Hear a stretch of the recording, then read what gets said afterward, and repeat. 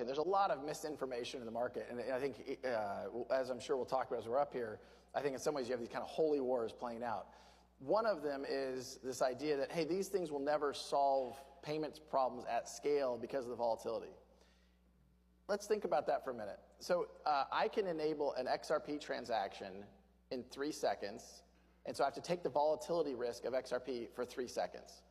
Or I can use fiat and use a wire transfer, and I'll say through SWIFT, and that usually is about 3 days. 3 days is 270,000 seconds. So it's almost 100,000 seconds, 100,000 times longer than an XRP transaction. The way you calculate volatility is volatility times time.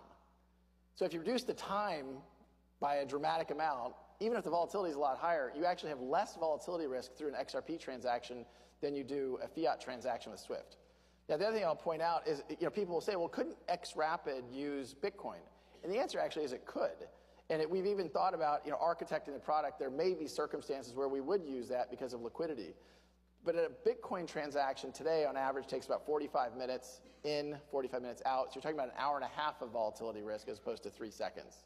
So we think XRP is very uniquely positioned to solve that cross-border payments problem. Yeah, you